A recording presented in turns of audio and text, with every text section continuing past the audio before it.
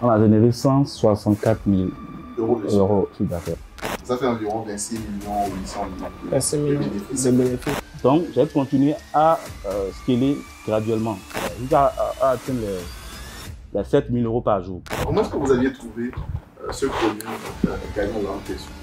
Mais on a eu près d'une semaine de blocage.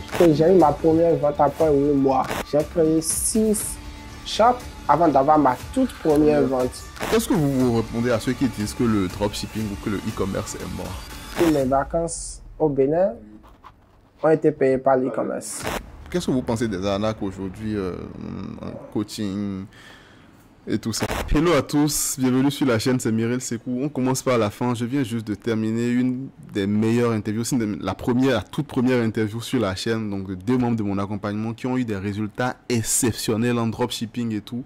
Et donc on vient de finir l'interview, ça s'est hyper bien passé les gars, on a partagé un maximum de valeur. Donc je vous invite à suivre la vidéo du début jusqu'à la fin et à rester très attentif parce que vous allez apprendre beaucoup de choses mais dans cette interview là. Il s'agit de 2 Béninois, on parle souvent du succès en dropshipping des Occidentaux et tout, mais non, il s'agit de 2 Béninois qui se sont lancés et qui ont des résultats juste extraordinaires. Donc je vous invite donc à suivre cette vidéo là du début jusqu'à la fin et vous pourrez en tirer un maximum de valeur. On vous réserve une petite surprise si la vidéo a un certain succès, donc je vous invite à la liker et à la partager massivement autour de vous. Voilà, je vous laisse suivre le reste de la vidéo quoi. Hello à tous, bienvenue sur la chaîne, je m'appelle Meryl Sekou et vidéo un peu différente aujourd'hui parce que contrairement à ce que j'ai l'habitude de faire, contrairement aux témoignages de coaching que j'ai l'habitude de faire, cette fois-ci, j'ai décidé carrément d'interviewer des membres de mon accompagnement qui ont des résultats. Parce que je sais qu'il y a beaucoup d'entre vous qui avez forcément des questions à leur poser, mais lors des témoignages, vous n'avez pas forcément toutes les réponses à vos questions. Donc, j'ai décidé de faire une interview aujourd'hui avec 2 membres de l'accompagnement, qui ont réalisé des chiffres exceptionnels. En tout cas, je ne vous en dis pas plus. Et puis, nous allons entrer dans le vif du sujet. Alors, salut les gars, comment allez-vous? Bien, toi. Ça va très bien également. Alors, dans un premier temps, je peux vous demander de vous présenter, comment vous vous appelez, quel âge vous avez, ce que vous faites dans la vie, etc. Déjà, ce que nous faisons dans la vie, nous sommes tous chefs d'entreprise. D'accord, ok. Je commence. Moi, on m'appelle Kouenou Fabrice, j'ai 31 ans. Je fais du e-commerce, dropshipping. Voilà, donc je suis l'un des anciens élèves de Meryl.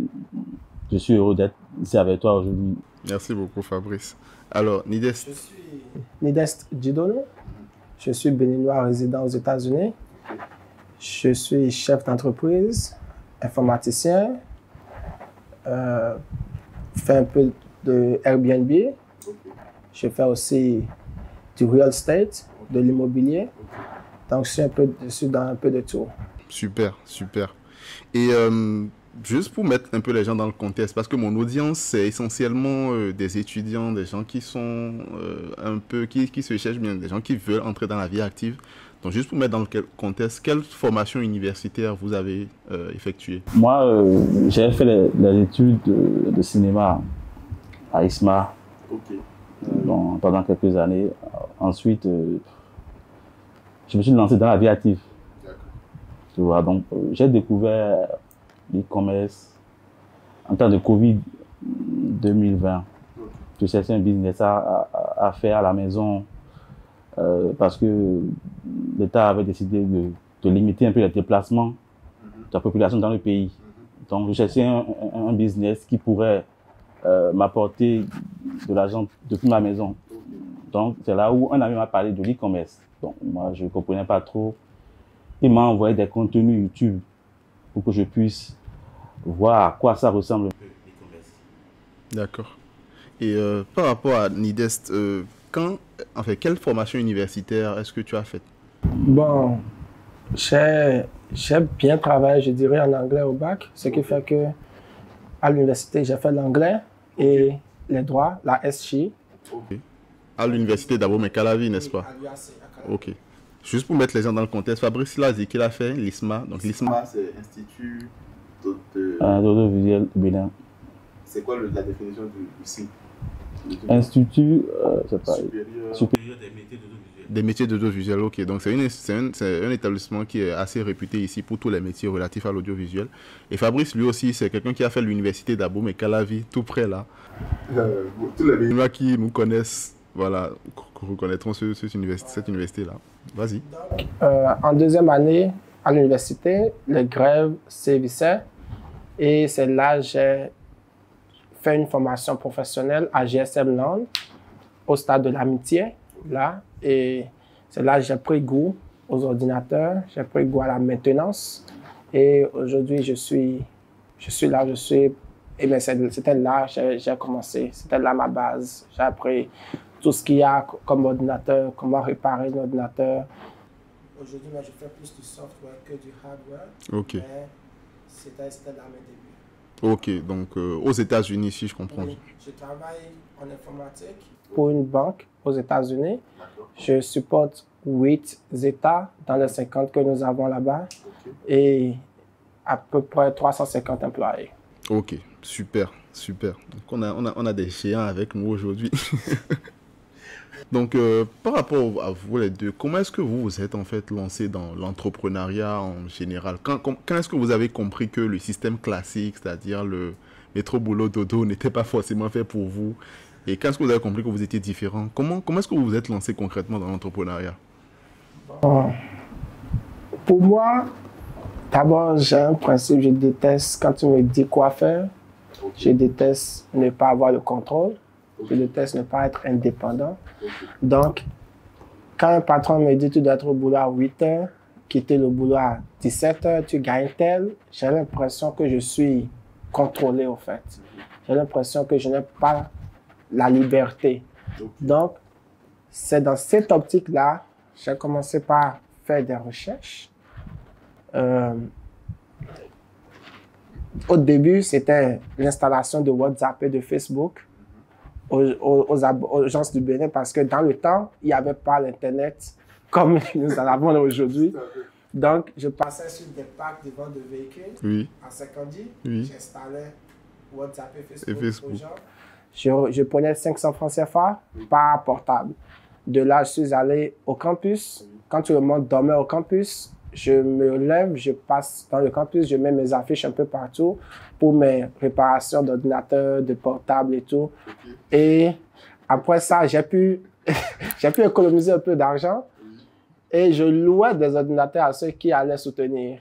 L'UAC, je précise, à l'université. Ok. Donc, je loue l'ordinateur pour 3 jours.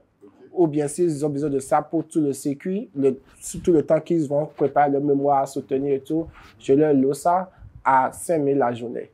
Donc, quand ils finissent la soutenance, je suis là, je les supporte, j'acclame, mais à la fin, je récupère mon ordinateur.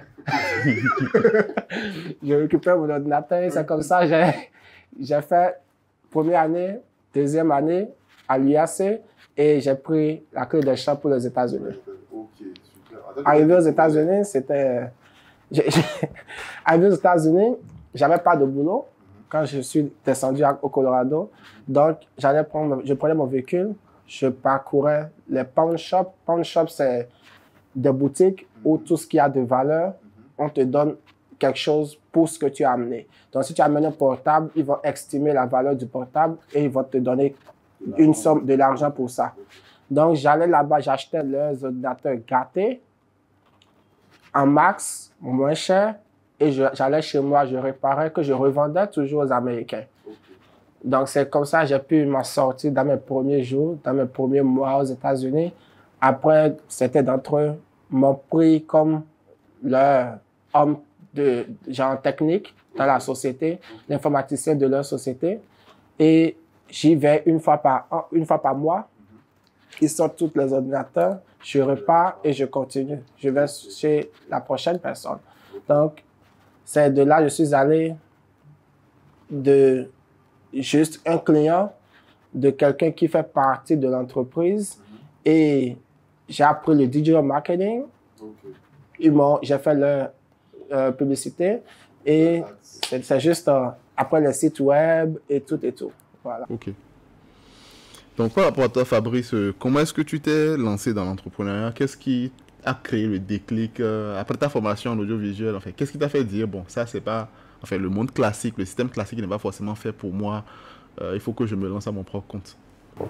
Ouais, bon, déjà, même avant d'aller à ISMA, je ne voulais pas bosser pour quelqu'un. C'est pour ça que j'ai choisi l'audiovisuel, la réalisation. Un réalisateur qui donne des ordres, qui dit fait ci, fait ça, l'autre tournage. Donc, c'est pour ça que je voulais faire ce genre de métier. Okay. Mais j'ai découvert au fil du temps que au Bénin, c'est compliqué le métier du cinéma au Bénin. Donc, tu vois. Mais comme je maîtrisais un peu Internet et tout, quand le temps de Covid a été un temps qui a déclenché un peu les choses, quoi.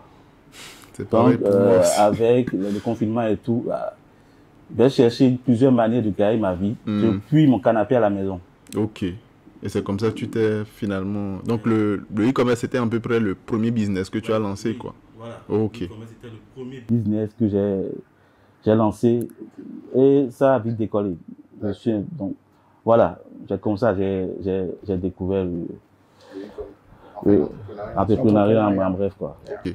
Et par rapport à toi, Nides, comment est-ce que toi tu as découvert le dropshipping, le e-commerce, et comment est-ce que tu as réellement décelé le potentiel de ce business-là?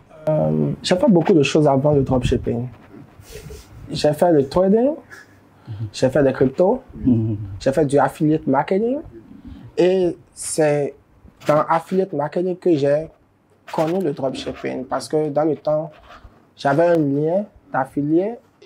J'ai juste besoin que quelqu'un clique sur le lien-là et je gagne $4 si la personne est aux États-Unis. Donc, c'est de là, je parcourais des gens, je leur expliquais un peu le business et tout. Si tu m'aides, je pourrais te montrer comment le faire pour toi-même. C'est là que quelqu'un m'a dit, il y a un business qui est mieux que ça. Et la personne m'a parlé du dropshipping. Ça, c'était en 2017. Wow. J'ai procrastiné.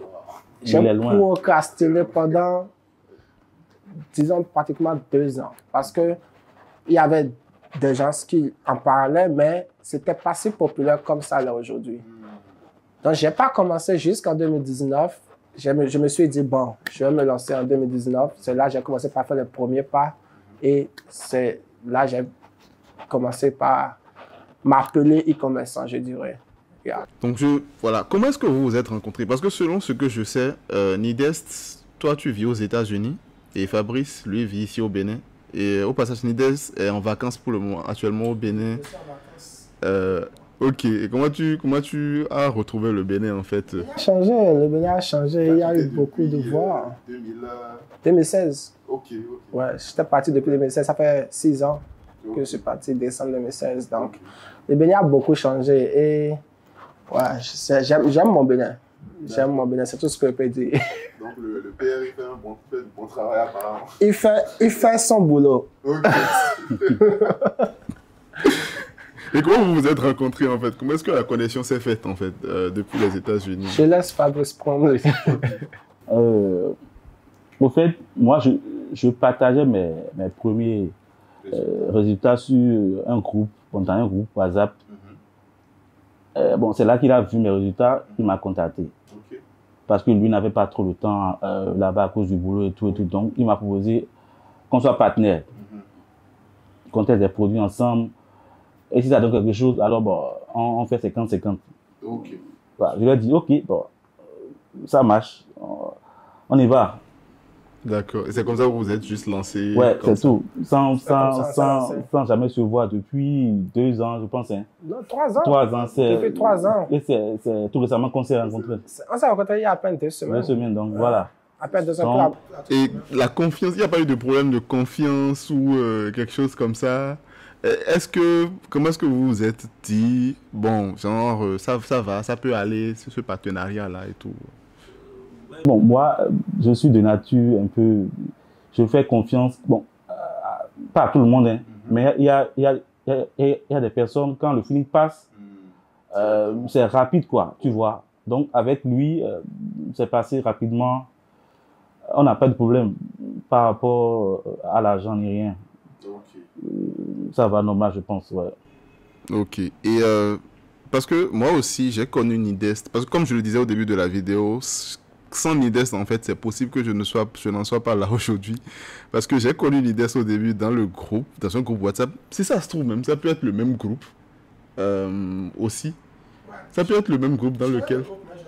Voilà, ça peut être le même groupe WhatsApp. Donc c'est par là que j'ai connu Nidest. Et c'était au début du dropshipping. En ce moment, il y avait beaucoup de blocages Stripe et tout. Et c'était impossible d'avoir un Stripe à l'époque, quoi. Pendant le confinement, beaucoup de gens se lançaient en e-commerce parce que beaucoup de gens se sont retrouvés à la maison et beaucoup de gens ont appris que voilà, le e-commerce était quelque chose qui marchait. Et donc, tout le monde se lançait banalement en e-commerce du jour au lendemain. Et donc, Stripe était obligé de mettre certains garde-fous. Du coup, pendant la période, c'était assez compliqué de créer un Stripe comme ça pour que ça marche. Donc, c'est comme ça que j'ai connu Nidest. Il était dans le groupe et il proposait des services de location de Stripe à l'époque. Et il faut dire que à l'époque, j'avais le préjugé un peu du benguiste qui est à l'extérieur et qui va gruger ses frères au pays. Je pensais que ça allait mal se passer. J'avais pas vraiment une confiance aveugle et tout. J'avais des doutes. Mais il faut savoir que ça s'est bien passé, super bien passé et tout entre nous. Nidest a été très réglo. Puis, bref, sans ça, en fait, je n'en serais peut-être pas là aujourd'hui, quoi. Du coup... c'est quelqu'un que j'ai connu voilà, dans pratiquement les mêmes conditions que Fabrice. Et notre relation est restée indemne depuis le temps, quoi. Donc, ça fait plaisir. Le plaisir est partagé. Si quelqu'un veut Stripe maintenant, il va contacter Nidest. Il n'y a pas de problème. Ensuite, donc, voilà, comment est-ce que vous pouvez, étant donné que vous êtes des associés et tout, comment est-ce que vous pouvez recommander, qu'est-ce que vous pouvez recommander à deux personnes qui veulent s'associer parce que dans ce business-là, il y a beaucoup qui me demandent souvent, est-ce que c'est bien si je me lance seul ou bien que je m'associe, bref. À quelles conditions vous recommanderez à quelqu'un de s'associer et quelles sont les caractéristiques, on va dire, d'un bon associé? Je dirais, d'abord, la première des choses, c'est est-ce que la personne t'inspire confiance? Okay. Parce que si la tête de la personne ne te plaît pas, c'est que tu ne peux pas faire business avec lui. Okay. De deux, il y a une chose. Les deux partenaires ne pourront pas faire le boulot à 50-50. Il y aura toujours quelqu'un qui fera plus que l'autre. L'essentiel, c'est que celui qui fait moins reconnaisse qu'il fait moins et qu'il donne le crédit à celui qui fait plus.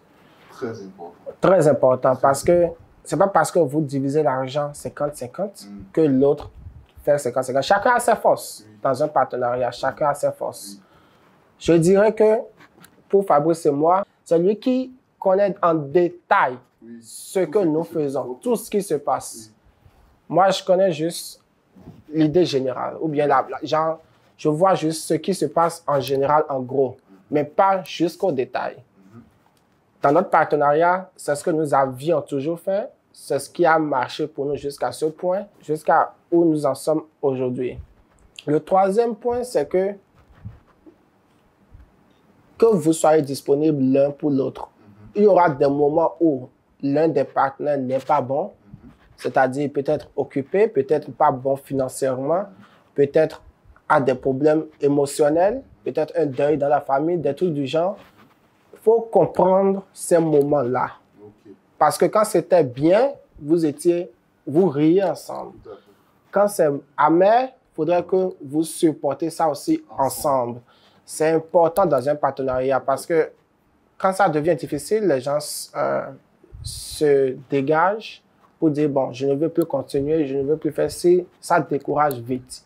Mais si nous tenons bien le coup, ça peut donner à la fin. Tout à fait. Moi, je suis parfaitement d'accord. Donc, il faut savoir dans un partenariat, on se complète en général. Et il faut bien reconnaître voilà, la place de... Chacun reconnaît la place de l'autre, l'importance de l'autre. Et si c'est ça, si les deux personnes sont de bonne moralité, en général, ça doit pouvoir aller, quoi. Ça doit pouvoir aller. Et maintenant, parlons du dropshipping techniquement même. Sur votre dernier shop, combien est-ce que vous avez généré de chiffre d'affaires, je veux dire? On a généré 164 000. euros de chiffre Euros, d'affaires. ouais. Est-ce que tu pourrais montrer ça à la caméra, le screenshot, enfin... Je vais sur le shop. Hein. Je vais sur le shop, je regarde. C'est ça. Ok, tu peux te rapprocher un peu de la caméra peut-être. Voilà. $1, hein. Actualiser. Faut tirer ça. Yeah. Tu actualises comme ça. Ah ok, mais ça n'a pas là. Okay. C'est bon. Je pense. Hein. Vous avez généré combien déjà? Le Black Friday était le 25, non, je pense. Hein. Oui. Ouais. Le Disons 25 novembre. Le 25 novembre. Nous avons Le 25 fait, novembre pas de 40 000. au lundi. Ouais. Pas 40 000, on a fait. On a normalement fait dans les. Je sais pas. Hein. Dans les 24 000 et tout. Oui, tu peux montrer peut-être, sélectionner la période et puis montrer. Attends, je te trouve capture d'écran là. Parce que. Ouais, peut-être que chez moi ça va plus passer. Attends. Je t'avais envoyé ça au moment, je pense bien. C'est Amiril. Oui, non, oui, je sais, pour la capture d'écran, je sais, mais on veut sans voir le Live, quoi. live, quoi, tu vois.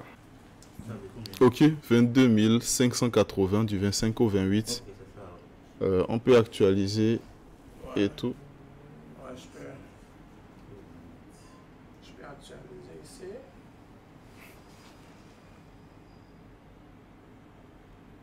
C'est bon. Rapproche-toi un peu. Ouais, actualise.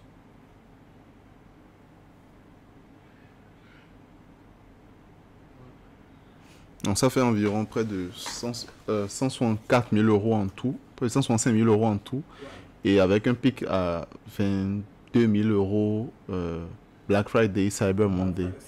Ok. Donc 164 000 euros, ça fait combien en francs CFA déjà? Ça fait plus de...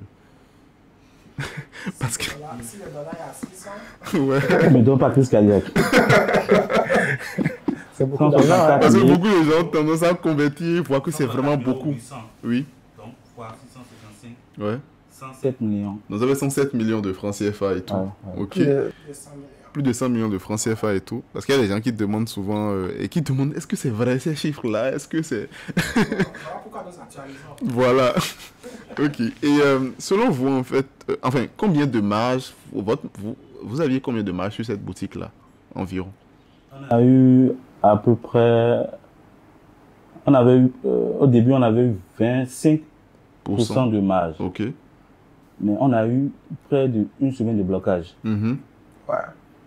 de Stripe. Mhm. Et ensuite, le fait d'avoir utilisé un système de paiement en dollars Mhm.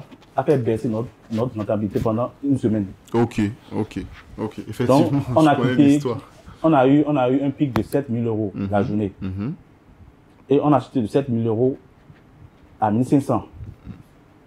Parce qu'on a utilisé un système de paiement qui acceptait que le dollar. Donc, la boutique devait être en dollars pour qu'on puisse encaisser les paiements. Ok.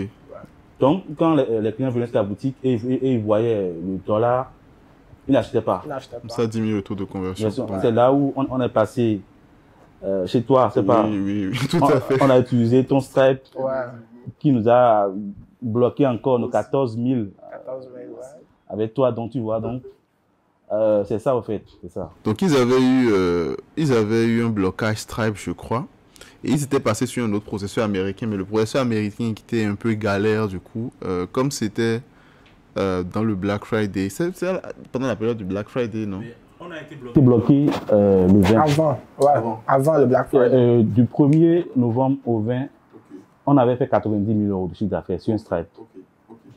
Donc, Stripe, ils avaient peur. Un matin très tôt, ils nous ont bloqués. Il était 10 heures. J'ai appelé Nides, lui il dormait.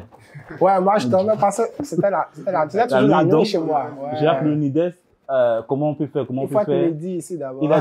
Il a dit qu'il a un système. On avait un deuxième Stripe, mais c'est faible quoi. Il ne peut pas encaisser. Et c'était new. C'était new quoi. Donc, il ne peut pas encaisser 7 000 euros de chiffre d'affaires en un seul coup. Ouais. On a pris son système, on a installé ça pendant 2 jours. Le taux de conversion. Le taux de conversion chute. On était bon. On n'était pas rentable, mais on était en break-even. On dépensait 1500 pour 1500 € de vente. Donc, c'était pas top. On a même utilisé Shopify Payment. Shopify Payment nous Voilà. a bloqué. On a fait à peu près 8000 sur Shopify Payment. Non, Shopify non, Payment nous a bloqué. On a fait 25 000 $ sur Shopify Payment. Voilà. C'est PayPal, nous avons fait un truc de 3000 par là. 8000. PayPal nous a bloqué 3000 qui sont avec eux pendant 6 mois. Shopify Payment nous a bloqué aussi, mais ils ont libéré une partie des sous. Ils nous ont libéré 21 000 €. Sur 25 000. Sur 25 000. C'est déjà pas mal. C'est déjà pas mal. Donc, on cherchait juste le moyen de récupérer, c'est ça. Ouais. Et de continuer pas à vendre, quoi. Donc, c'est là qu'ils m'ont sollicité pour mon Stripe. Et j'avais un Stripe à côté que je n'utilisais. Comme c'était là que je ne l'utilisais plus, bah, je me suis dit, ok, bah, autant leur prêter ça pour qu'ils utilisent et tout. Mais ça, c'est aussi soldé par un blocage, malheureusement. Mais bon, les fonds seront libérés bientôt aussi, donc c'est ça. Donc ça, c'est des choses dont on ne vous parle pas forcément en dropshipping. Vous voyez les chiffres et tout. Et si on est totalement transparent, d'accord, il y a des blocages, tout à fait. Il y a des blocages. Mais bon, au final, vous finissez quand même par récupérer, dans la plupart des cas, par récupérer vos sous. Donc, c'est des blocages, mais qui en valent la peine, quoi. Et puis, qui sont formateurs parce que ça les a poussés aussi à trouver d'autres solutions. Et moi-même, j'ai beaucoup appris de cette expérience-là, à trouver d'autres solutions, d'autres processus de paiement qui sont beaucoup moins chiants, entre guillemets, et dont on va peut-être parler prochainement. Si, ça vous décourager quand même. Pas les blocages et tout ça vous décourager, c'est des choses qui arrivent. Et puis tout dropshipper expérimenté a déjà connu ça, quoi. Donc forcé. Donc avec 25% de marge environ sur 107 millions, on se retrouve à combien en bénéfice environ? Je suis obligé de demander ça parce que ouais, ben, ils veulent savoir. Qui me suit, qui veulent savoir. Ils veulent savoir.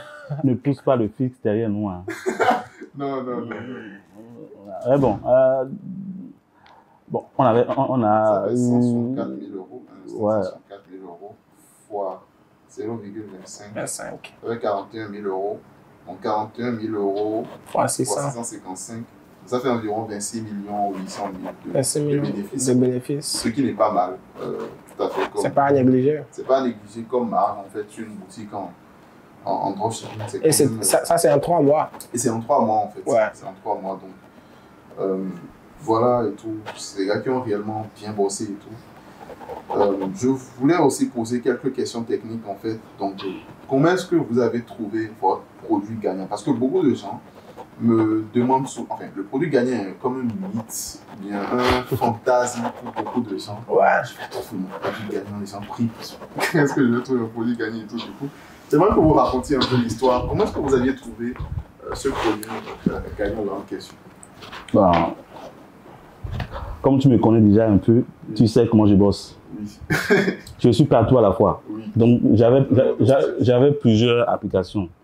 AdSpy, DropSpy, Finnish, Minea, Alinhunter. Donc, début septembre, j'avais checké déjà tous les produits qui ont fonctionné les années antérieures.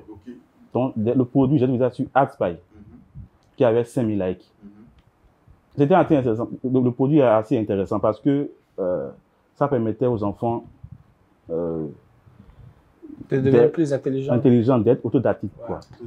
Voilà, autodidacte. Ok, merci pour le mot. Et ça les poussait à être plus intelligents, à travailler seuls. Donc, c'est un produit qui apportait un plus aux enfants.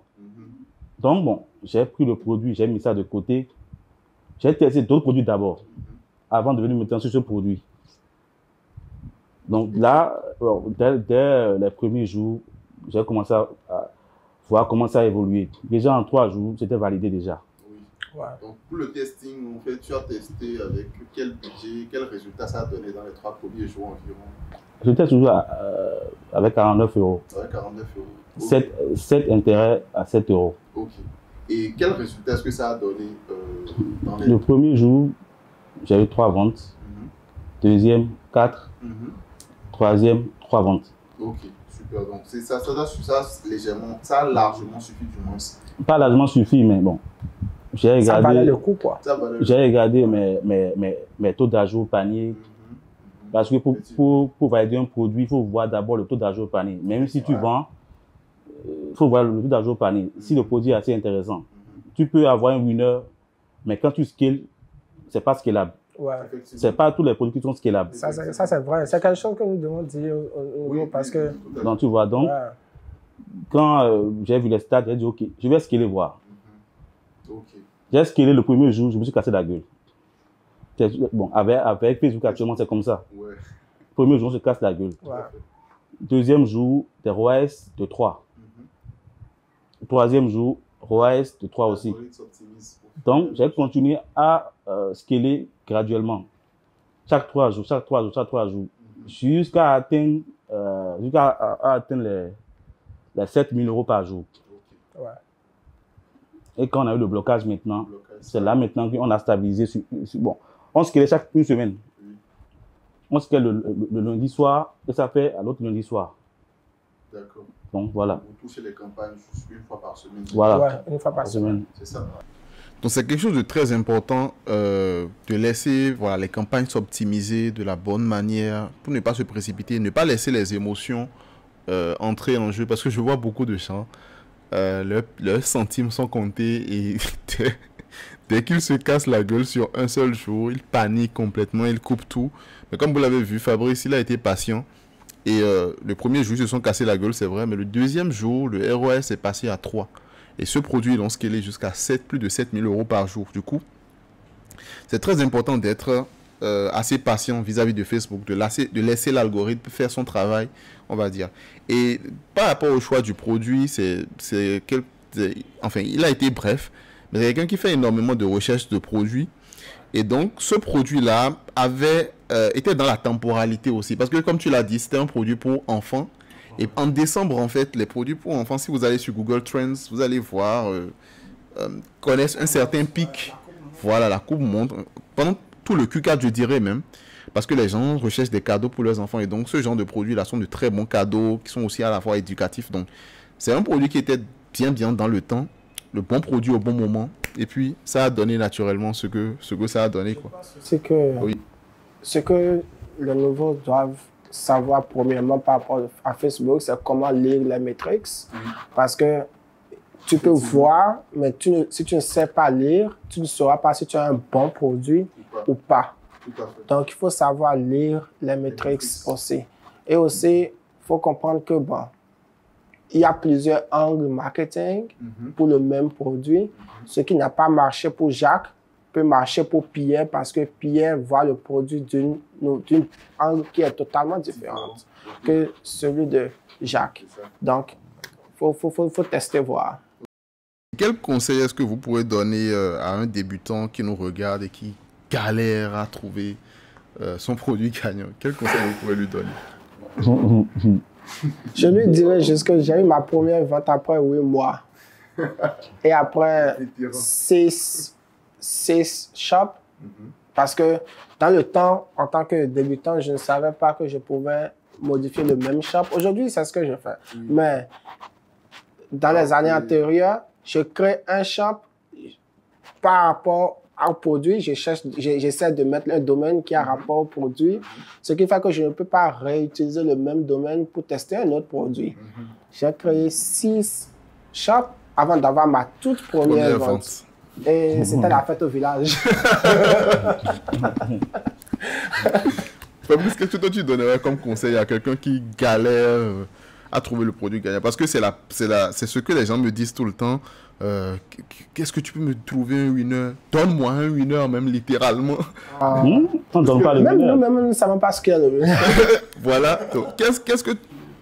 Si nous savions, il n'y aurait pas de testing. Voilà. Donc, quel conseil est-ce que tu donnerais en fait à quelqu'un qui est dans cette position-là aujourd'hui et qui galère en fait à trouver un winner? De ne pas se décourager parce que tu sais, je dis souvent, les rêves et les déceptions sont souvent ensemble.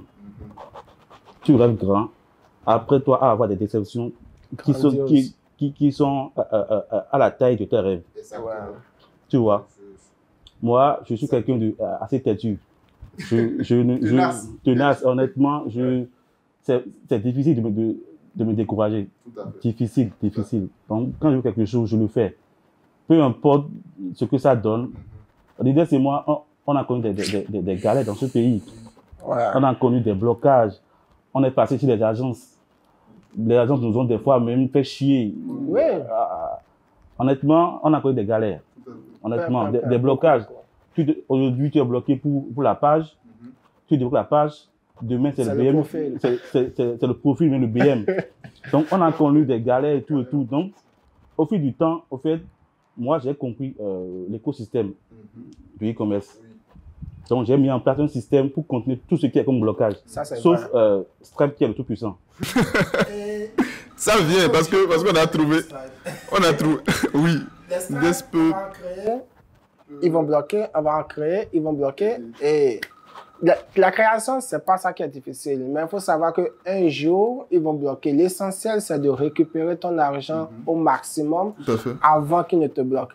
Quand ils vont bloquer, tu aurais un autre là. Là, tu pourrais, en 5 minutes, tu aurais les ventes qui vont continuer par couler. Donc, c'est ça le truc. Mais aujourd'hui, il n'y aura plus de blocage Facebook, il n'y aura plus de blocage de BM et tout. Nous avons tous trouvé des solutions pour ça. Tout à fait. Jean-Paul, je le disais tantôt, en ce qui concerne les blocages Facebook, je vais sûrement en parler bientôt sur la chaîne, sur des stratégies ou des partenaires qui vont vous aider à complètement les éradiquer pour que ça ne soit plus un souci, parce que c'est très important quand vous voulez scaler comme ça aujourd'hui, de limiter en fait vos soucis, vos maux de tête, quoi. C'est très important de limiter ça. Donc même s'il faut payer quelqu'un pour que voilà, cette personne-là se charge de vous éviter tous les maux de tête relatifs au blocage Facebook.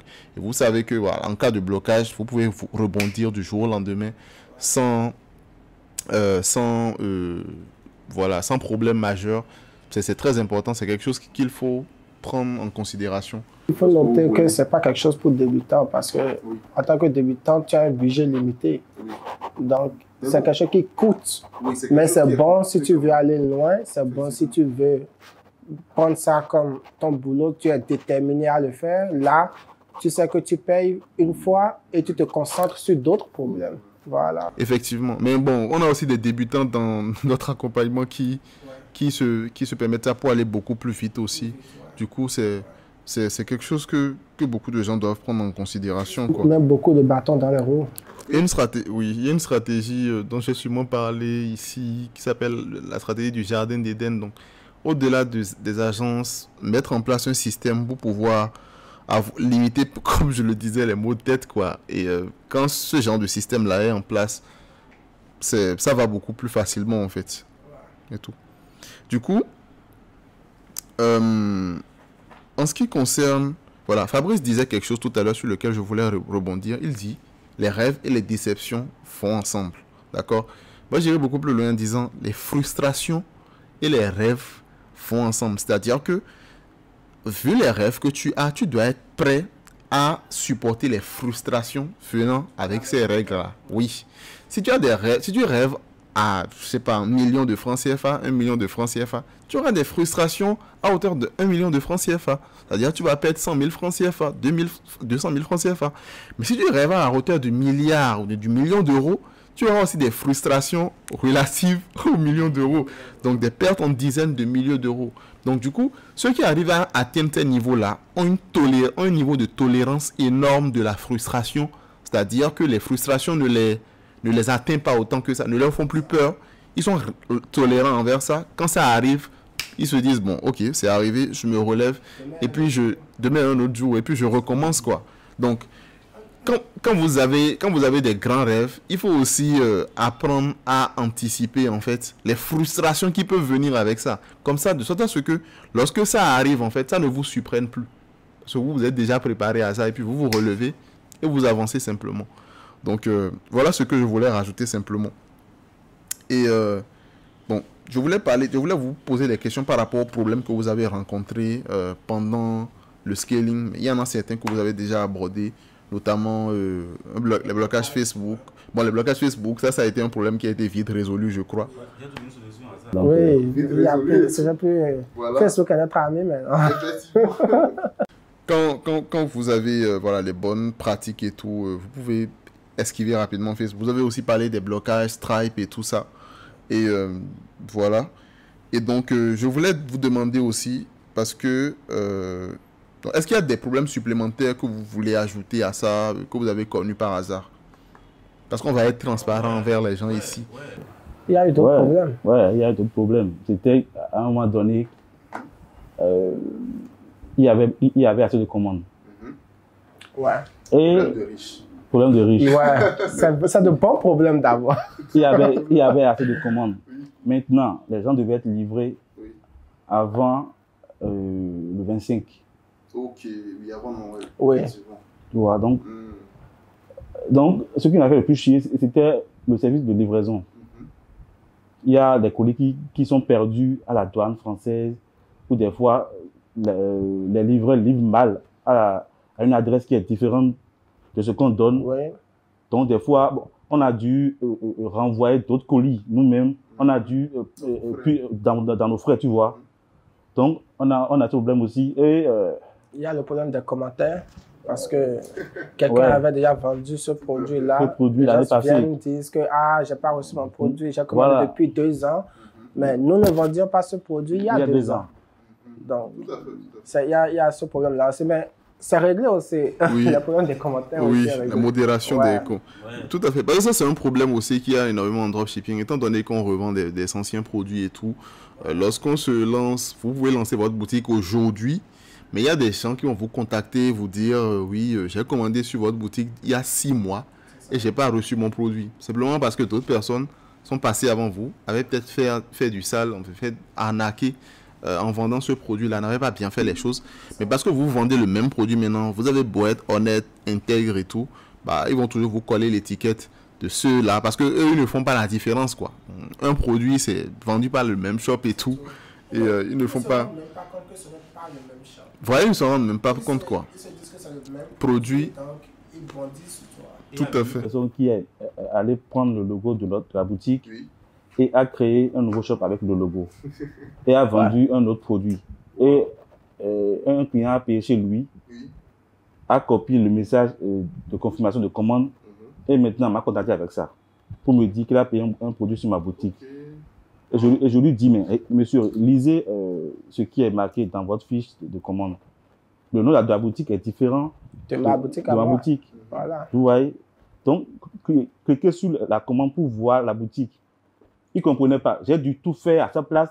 J'ai envoyé des captures d'écran un à un pour lui montrer maintenant que ce n'est pas chez nous qu'il a acheté. Donc, tu vois, donc il y a aussi des copieurs de boutiques un peu partout. Ouais, vous aurez de ces personnes-là. Oui, tout à fait. Comment est-ce que ça s'est passé? Comment est-ce que vous avez scalé sur la boutique et tout? Mes techniques ou bien? Non, juste en général. Juste en général. Non, pas encore fait les milliards de dollars. Donc, ok, d'accord. Donc, d'abord, quand le produit a fonctionné, qu'est-ce que j'ai fait? Pour augmenter le panier moyen, j'ai mis des produits complémentaires sur la boutique. Produits complémentaires, on avait des fois par jour des paniers moyens de 100 euros. Donc, une personne venait dépenser jusqu'à 100 euros sur la boutique. Donc, pour remettre dans le contexte, en fait, quand il parle de produits complémentaires, c'est supposons, ils vendent par exemple, je sais pas, un iPhone sur la boutique, et quand ils voient que l'iPhone marche bien, ils rajoutent par exemple un produit complémentaire comme les AirPods, vous voyez, pour que les gens, voilà, pour la coque de l'iPhone, les AirPods, un produit complémentaire que les gens qui ont acheté l'iPhone et ont aimé reviendront acheter après. Donc ça permet d'augmenter le panier moyen. Donc c'est une très bonne stratégie pour scaler, parce qu'en augmentant le panier moyen, on augmente aussi la marge. Et voilà, ça nous laisse beaucoup plus de marge pour scaler et tout. Donc je te laisse continuer. Après ça, qu'est-ce que j'ai fait? J'ai mis un système assez vieux, le Reconvert. Reconvert. J'ai mis ça pour l'upsell. J'ai testé plusieurs produits pour l'upsell. Ça fonctionnait pas. Donc, j'ai utilisé le système des pop-up qui offrait des réductions après achat. Donc pour ceux qui ne comprennent pas, un upsell, en fait, c'est un produit qu'on propose après l'achat. Donc, comme je le disais tantôt, j'achète un iPhone, on me propose la coque de l'iPhone après, on me propose les AirPods après. Donc c'est ça ce qu'on appelle un upsell. Les gens préféraient plus la réduction que j'offrais, plus que les produits proposés en upsell. Okay. Donc quand ils faisaient d'acheter, ils revenaient avec la réduction, ils achetaient. Donc maintenant, en plus de ça, j'ai mis en place aussi un système d'email. Si la personne n'acceptait pas la réduction pour le pop-up, le même produit, je lui envoyais encore par mail. Par email marketing. Voilà. Okay. J'envoie tout ce que j'ai comme produit. J'envoie ça peut-être. Le catalogue en fait. Ouais, 2 jours après l'achat. Ok. 4 jours après l'achat. Ok. Et 10 jours après l'achat. Donc j'ai assuré des clients quoi, pour qu'ils puissent acheter. Acheter. Donc voilà, j'ai mis ça là en place aussi.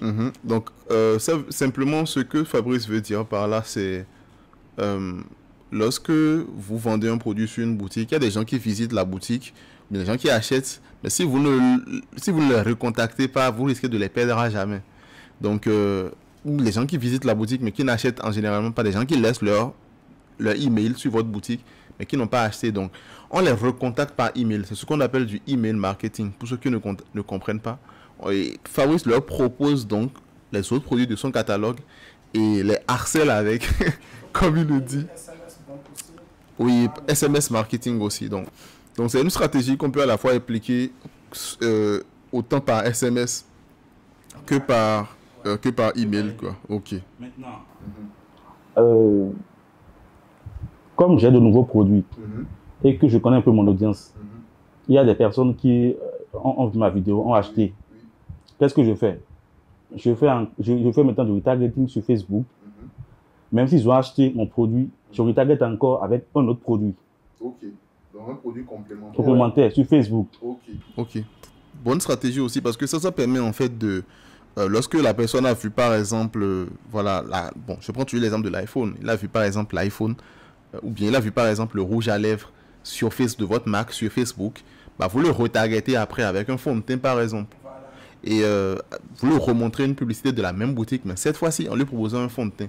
Et étant donné qu'il a déjà acheté ce produit principal là, il aura aussi beaucoup de chances qu'il achète le second produit que vous proposez aussi. Parce que la confiance est déjà établie avec ce client là de base. Et aussi, j'ai pris la donnée que j'avais sur le pixel. J'ai créé plusieurs campagnes pour les autres produits, des campagnes lookalike. Tu vois, comme j'avais la donnée déjà, j'avais au moins 1000 euros, 1000 commandes. Donc, j'ai fait des campagnes de lookalike avec d'autres produits que j'ai testé plusieurs. Bon, parmi 10 produits, il y a au moins 4 produits qui sont sortis du lot, qui ont fonctionné. Ensuite aussi, est-ce que je dois tout dire ici? Tu n'es pas obligé de tout dire et tout. Si la vidéo atteint les 1000 likes, on va faire une étude de cas complète. Donc, nous allons déballer le reste. Du coup, likez massivement la vidéo. Si la vidéo atteint les 1000 likes, on vous promet qu'on fait une étude de cas complète. Ok, super. Donc, c'est ça un peu. J'ai testé des créatives. Honnêtement, beaucoup de créatives. Les tests de créatives sont la clé. Voilà. Honnêtement, j'ai testé énormément de créatives.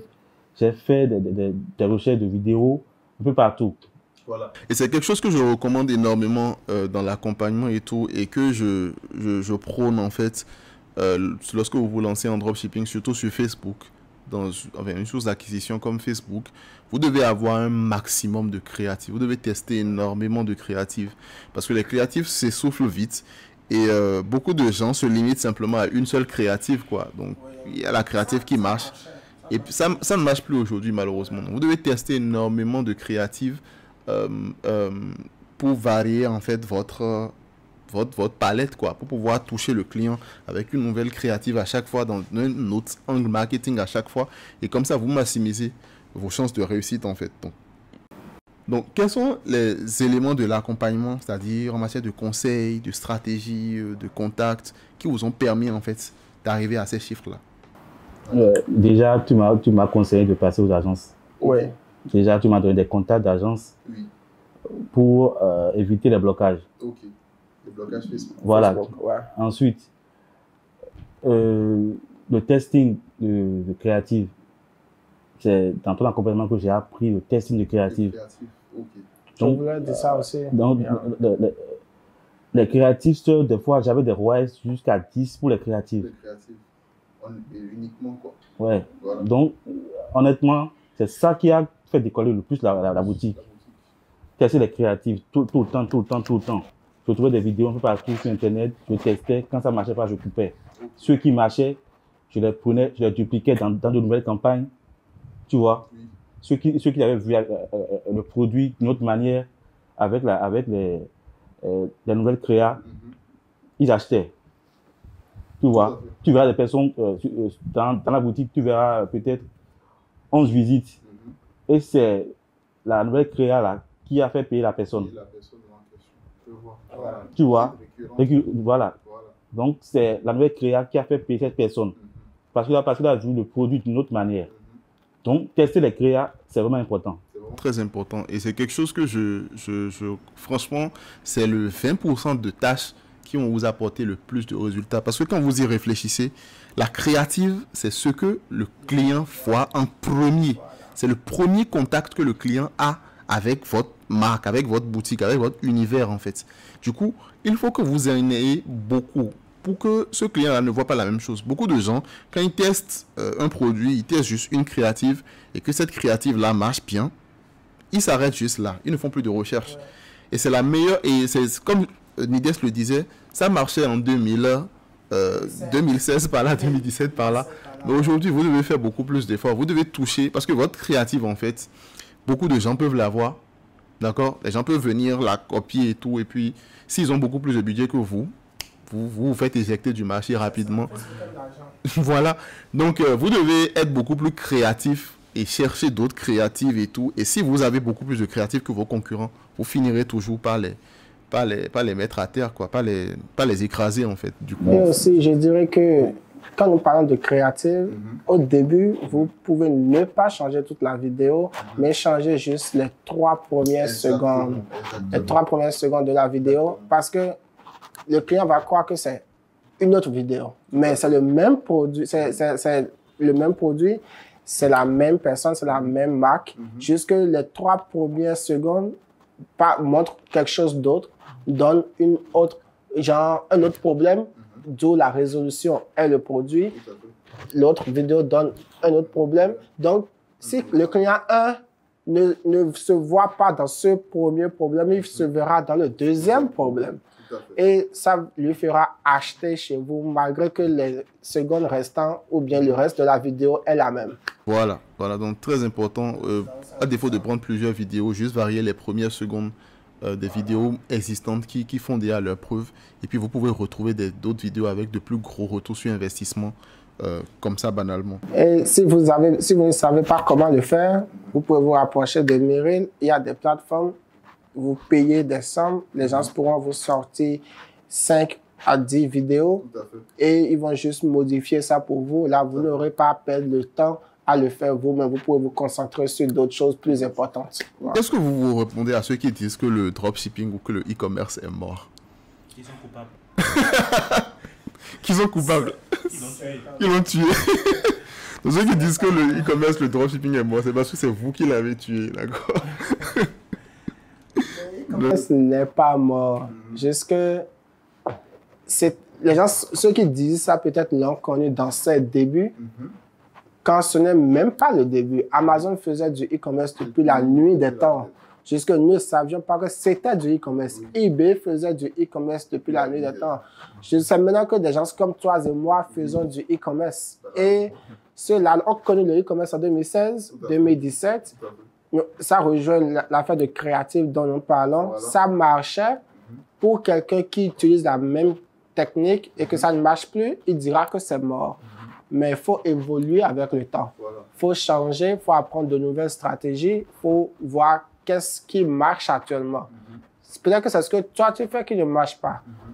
Les gens se font toujours de l'argent en faisant exactement ce que tu fais. Donc, qu'est-ce qu'ils font et que tu ne fais pas? Et là, tu verras que ce n'est pas Bon. Pas sorcier. Et nous n'avons même pas encore commencé. Les bonnes choses arrivent. En force. Donc Fabrice, qu'est-ce que tu peux ajouter par rapport à ça, ceux qui disent que le e-commerce est mort? Pour ceux qui disent que c'est mort, ça fait moins de place aussi. Donc, ça fait moins il y a moins de concurrence aussi. Mais plus sérieusement, je pense que c'est des gens qui se croient plus intelligents que les autres. Déjà. C'est des gens qui ne veulent pas se former déjà. Tu vois. L'année 2022 seul, j'ai dépensé 4 000 € en coaching. Ok. Tout à fait. Tu vois. Tout à fait. J'ai pris plusieurs coachings pour voir ce qui se passe ailleurs quoi. Voilà. Qu'est-ce que les autres ont et que j'ai pas. Et que tu n'as pas. Voilà. Tu vois, j'ai appris chez toi, j'ai appris chez d'autres personnes. Tu vois. Donc, si tu n'as pas la volonté d'aller apprendre chez une autre personne, tu te diras que bon, ça ne marche pas. Tu passes à autre chose. Mais pourtant, il y a d'autres qui chiffrent, tu vois. Donc, c'est ça. Je pense que c'est des personnes qui ne veulent pas, qui se croient toujours supérieures aux autres, mais c'est des personnes qui ils ont payé des coachings, on les a arnaqués, et puis bon, je dis, bon, ok, ça ne marche pas, donc les coachs se contentent de voler les élèves, c'est tout. Et pour vous dire vrai, il y en a. Oui, il y en a. C'était justement la prochaine question. En fait, il y a beaucoup plus de coachs de nos jours, et puis il y a beaucoup plus d'histoires qui circulent en ce qui concerne les arnaques, sur les coachings et tout ce qui va avec. Vous êtes béninois, donc c'est impossible que vous n'en ayez pas entendu parler. Du coup, pourquoi, qu'est-ce que vous en pensez déjà en matière, qu'est-ce que vous pensez des arnaques aujourd'hui en coaching et tout ça? Tout flatteur vient dépendre de celui qui l'écoute. Donc, des menteurs, il y a des gens qui font croire une vie qui n'est pas réelle. Voilà. Ils ne vivent pas vendeur d'illusions. Et c'est déplorable. C'est vraiment déplorable. Ils gâtent le nom du dropshipping. Ils gâtent le nom du business. Ils gâtent le nom des clients, des gens qui viendront au niveau des clients. Et bon, je dirais juste, faites vos recherches. Appelez le coach en question en Zoom. Prenez contrôle de son ordinateur. Zoom fait ça. Vous prenez contrôle de son ordinateur. Vous cliquez sur les dates que vous voulez. Vous cliquez sur les mois que vous voulez pour voir vraiment de vos propres yeux si les chiffres qu'ils montrent sur Instagram, sur WhatsApp, sur Facebook sont réels. Parce que vous pouvez voir. Et est-ce qu'ils utilisent Stripe pour ces chiffres? Voilà. Est-ce qu'ils utilisent Stripe? Est-ce qu'ils utilisent Stripe pour ces chiffres? Voilà. Parce qu'il y a des coachs qui n'utilisent pas Stripe, ils utilisent un système de banque, virement bancaire, et eux-mêmes, ils simulent les achats. Les achats, tu verras 100 000 € de chiffre d'affaires en une semaine, mais en fait, voilà. C'est ça, quoi. C'est ça. Parce que nous sommes dans du vrai. Parce que les gens verront en fait la différence dorénavant. C'est très important qu'on en parle. Et effectivement, beaucoup de gens le font aujourd'hui, publient un certain chiffre énorme et tout. D'ailleurs, tu m'as raconté une histoire. Ouais. Il y en a plein. Il y en a plein. Il ne va juste pas tout dévoiler ici. Il y en a plein. Tu peux l'anecdote sans citer le nom du coach, bien évidemment. En fait, c'était au début de la boutique. Je faisais déjà dans les 2 000 € par jour. Donc, j'ai vu un monsieur sur Instagram qui il faisait dans les 30 000 par semaine. Je me suis dit, waouh, le monsieur, ok. Je vais le contacter pour voir ce qu'il a de différent plus que moi. Ce qu'il connaît plus que moi. Parce que je suis curieux. Donc, je l'ai contacté, il m'a dit son coaching à 500 €. J'ai dit, ok, de m'envoyer son compte. J'ai fait le virement en même temps sur place. Il a dit, ok, bon, on commence ce soir. Donc, on a fait un Zoom. Il m'a dit qu'il va me fournir un BM, il va me fournir le produit, il va me faire la boutique lui-même et tout, que de patienter. J'ai patienté 2 jours. Bon, il n'écrivait pas. Donc, je lui ai écrit, je lui ai dit, ok, on en est où? Il me dit qu'il a créé la boutique et que c'est bloqué. J'ai dit, ok, bon, c'est pas grave. Envoie le produit, je fais la boutique moi-même, je fais tout. J'ai pas besoin de ton BM, je bosse avec les agences. Il a dit, ok, il a envoyé le produit, on a testé le produit, bon, ça décollait pas. un autre produit, il a envoyé. Mais j'ai dit, mais le produit que tu as envoyé, je connais un vendeur de ce produit. Et tout. Il a dit, bon, ok, ce qu'on va faire, je fais le testing à ta place. Tu m'envoies ta carte bancaire, et tout. Je vais faire les campagnes sur moi-même, mon BM et tout. Mais je dis, mais à l'heure actuelle, je suis à 2000 € par jour moi-même. Sur ma boutique. Je voulais savoir ce que tu connais de plus que moi. C'est pour ça que j'ai pris ton coaching. Je ne suis pas à 500 € par jour. Donc, qu'est-ce que tu connais plus que moi? Il dit, bon, non, c'est rien, oublie ça. Testation de produit. Je lui dis, mais au fait, tu connais rien, au fait quoi? Tu connais rien, au fait quoi? Donc, si c'est ça que tu veux apprendre, bah, au revoir. Et depuis jusqu'à aujourd'hui, il n'a plus rien dit jusqu'à aujourd'hui. Ça, c'est déjà quelque chose, parce que je vois de plus en plus ça, des coachs qui font du done for you, enfin, qui veulent tout faire à la place des étudiants. Ça ne marche pas, en fait. Ça ne marche pas parce que, déjà, vous ne progressez pas. Ça peut vous donner, vous pouvez avoir le sentiment que, ok, ah oui, c'est le coach même qui a dit, je vais prendre la boutique en main et tout, donc ça ira.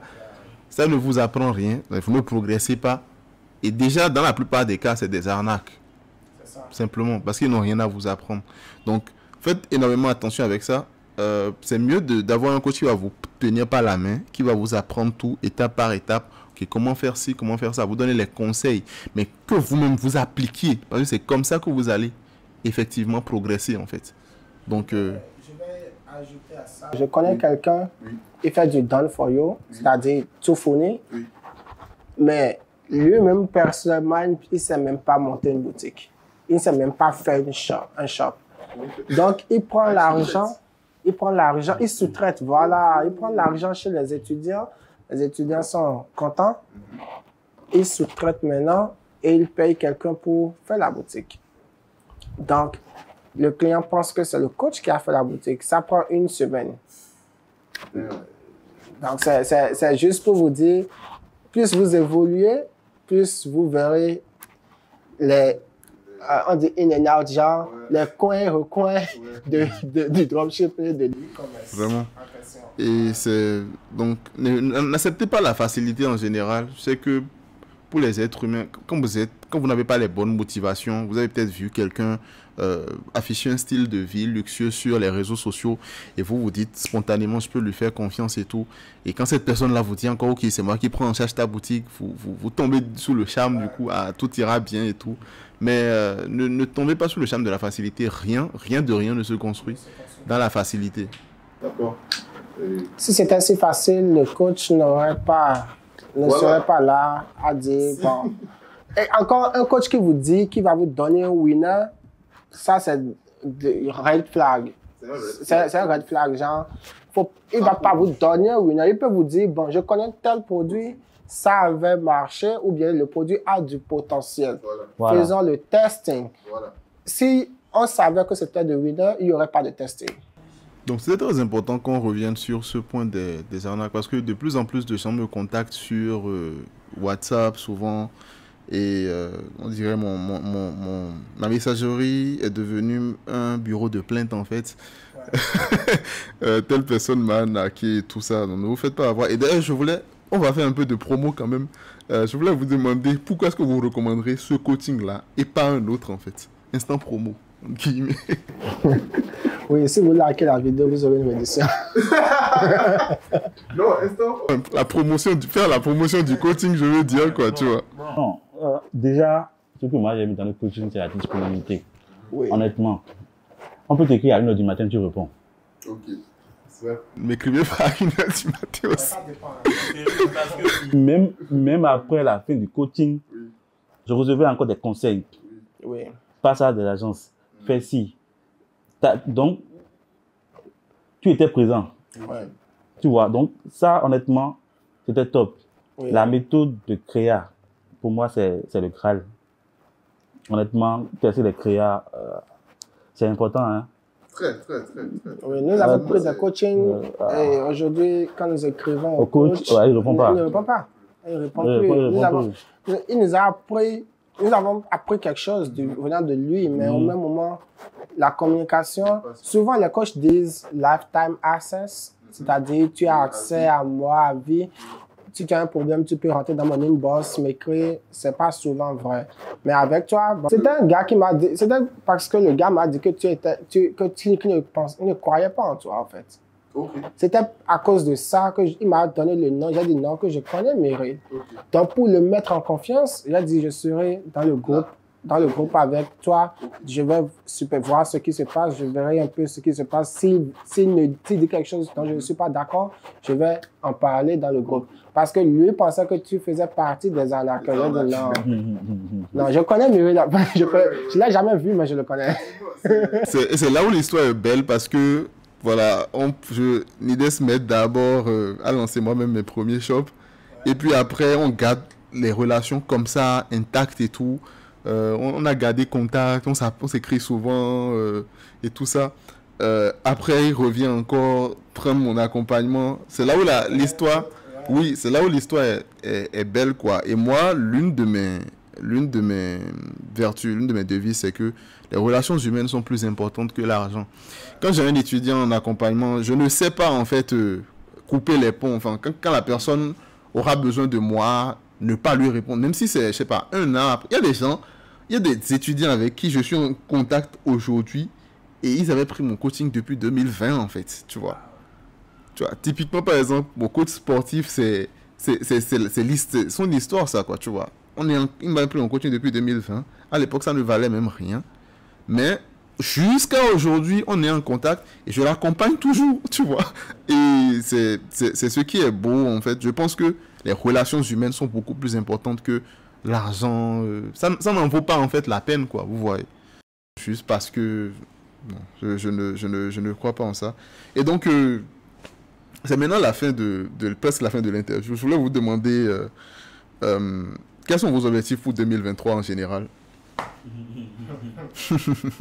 En matière de chiffres. Ouais, bon, pour le moment, on bosse notre marque. Okay. Ouais. C'est un gros. Nous avons une marque en cours. C'est un grand projet qui me prend énormément de temps. Donc, on bosse actuellement sur notre marque. On prie pour que ça décolle comme on veut. Ouais. On est en contact avec les usines pour nous personnaliser nos produits. Pour faire du private label. Donc, mettre notre logo, tout ce qu'on veut sur la boîte. Donc voilà. Et ensuite, tester plusieurs vecteurs de trafic. On fera on fera du TikTok, on fera du Google Ads. Yeah. On fera, pourquoi pas Snapchat? Si ça le permet aussi, on fera sur les influenceurs, on ne sait jamais.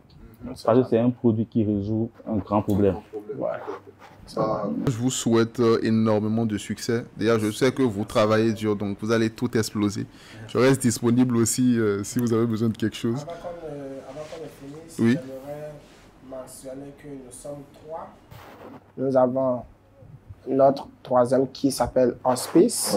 Il est actuellement dans une ville du Bénin qui est Boycon. Il n'est pas à Cotonou avec nous. Donc, s'il regarde ça, j'aimerais lui dire big up. Big up à toi. Big up. Bon boulot et nous irons loin. Nous irons très très loin. Avant de terminer, il y a une question qui est très importante que j'ai failli oublier, c'est est-ce possible de faire du dropshipping en Afrique? Parce que les gens peuvent penser que c'est parce que toi tu es aux États-Unis que Fabrice est peut-être arrivé à faire ce chiffre-là. Bon, on a des étudiants qui sont ici en Afrique, mais qui 100% en Afrique, mais qui chiffrent quand même. Du coup, est-ce que c'est possible de faire du dropshipping en Afrique, en fait, sans avoir... Déjà, le décalage horaire ne nous avantage pas. Oui. Déjà parce que pendant que moi je bosse, lui, il dort déjà. Ouais. Il dort déjà. Donc, c'est quand il se réveille, bon, il se sert souvent de nos blocages, Stripe, quand on est bloqué, sur Stripe, bon, on le contacte, lui, il a des problèmes physiques là-bas. Donc, il gère un peu nos sous. Voilà. Donc, tu vois, donc, c'est en cas d'urgence qu'on le contacte, lui. Donc, tout le boulot se fait ici en Afrique. Ouais. Il laisse tout le temps, il est au boulot, et tout. Donc, il bosse à la banque. Donc, c'est ça, en fait. Donc, tout se fait ici au Bénin depuis mon salon, mon petit salon. Ouais. Mon petit salon, tout salon aussi. Tout le salon, non.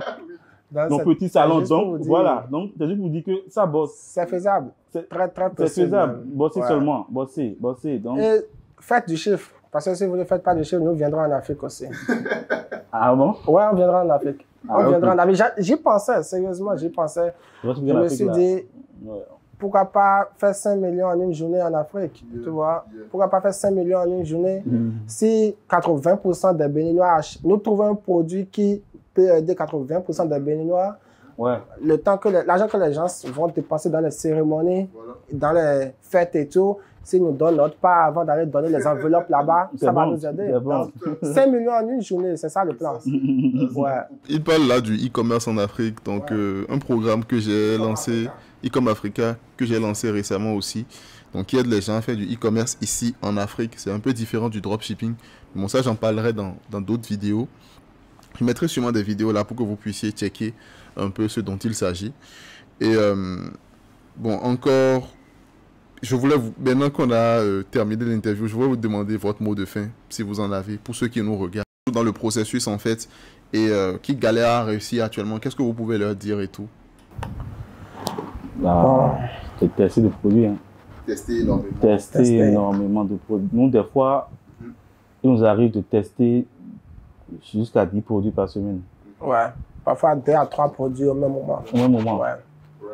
Donc, il faut tester de produits, vérifier les marchés, ce qui fonctionne. Si vous choisissez un marché, allez sur le marché là et apprenez la culture du marché. C'est important. Il y a des élèves qui m'ont déjà dit une fois, j'aime tel marché. Je dis, ok, tu aimes ça, mais sur ce marché, ils aiment quoi, au fait? Tu comprends? Ils aiment quoi, au fait? Voilà, ils aiment quoi? Les Français ont leur culture. Les Italiens ont leur culture. Si tu veux aller en Italie, mais ils aiment payer quoi? Si tu amènes un produit qui est vendu en France, en Italie, tu as plus de chances de ne pas les vendre. C'est vrai. Si tu prends un produit sur le marché US, tu ramènes sur le marché FR, tu as de grandes chances que ça ne fonctionne pas aussi. Parce que les Américains ont leur culture. Tu amènes 10 produits des États-Unis sur le marché FR, si tu as la chance, tu as 2 produits qui vont fonctionner. Les 8 auront des flops. C'est ça. Donc, testez plusieurs produits, mais connaissez aussi votre marché. C'est important. Donc, c'est ça. Mais il y a une petite question que je voulais demander. Comment est-ce que vous dépensez votre argent en général? Les plaisirs, vous allez en boîte de nuit. En 2022, la seule chose que j'avais payée pour moi-même, c'était la Nintendo Switch. C'est tout. Pour casser le temps, tout le reste, c'est ma famille. Parce que j'ai une femme, j'ai une fille, donc que j'aime beaucoup. Bisous à elle. Donc, à part ma famille, pas grand-chose. Hein. Tout revient dans le business et tout. Ouais, dans le business et tout. Ok. Et toi, Nides? Je dirais que j'ai beaucoup de business. Donc, voilà, soit je prends le bénéfice de A que je réinvestis dans B, juste pour agrandir le business. Mais une chose est sûre, mes vacances au Bénin ont été payées par l'e-commerce. Oui, ont été payées par l'e-commerce. Mon billet d'avion, tout et tout a été payé par le e-commerce. J'ai posé la question surtout parce que je vous connais, vous les deux, et je sais que vous ne dépensez pas votre argent n'importe comment, pour que les gens comprennent concrètement la valeur en fait de réinvestir son argent, de rester concentré, dépenser juste dans vos besoins essentiels. Ne vous faites pas trop plaisir parce que c'est vrai, 25 millions, 100 millions, ça peut paraître beaucoup d'argent. Mais aujourd'hui, on veut être milliardaire et tout, on a des rêves beaucoup plus importants. Donc, sacrifier ces petits sous-là parce qu'on veut se faire plaisir, parce qu'on veut aller à Dubaï, parce qu'on veut acheter ci et ça. Franchement, soyons un peu plus matures en fait et gardez ces sous-là, réinvestissez dans votre business, allez loin. 25 millions, c'est pas le terminus. On va pouvoir faire 1 million, mais 1 million d'euros, mais en bénéfice en fait. Donc la route est encore longue. Et j'ai posé cette question-là pour que vous expliquiez aux gens, parce que beaucoup de gens pensent que réussir en e-commerce et tout rime tout le temps avec voyage à Dubaï, bling bling et tout ça là, porter des mais Conduire des véhicules. De location et tout. Ouais, c'est rien que de location. Hein. Oui, mais voilà, restez donc focus. Gardez l'objectif final qui est voilà, d'être indépendant financièrement. Ne sacrifiez pas vos petits sous là pour vous faire plaisir et retomber encore dans le trou dans lequel vous étiez au début. D'accord, réinvestissez dans votre business. Continuez à améliorer vos compétences et puis tout ira pour le mieux, quoi. Donc c'est ce message là que je voulais justement faire passer à la fin de la vidéo. Donc très bonne vidéo. C'était une interview, la première même sur la chaîne. Donc j'ai été pas mal content parce que les gars se sont réellement livrés et tout. Et on a partagé un maximum de valeur. Donc abonnez-vous à la chaîne si ce n'est pas encore fait. Et on se retrouve très bientôt pour une nouvelle vidéo. Allez, ciao!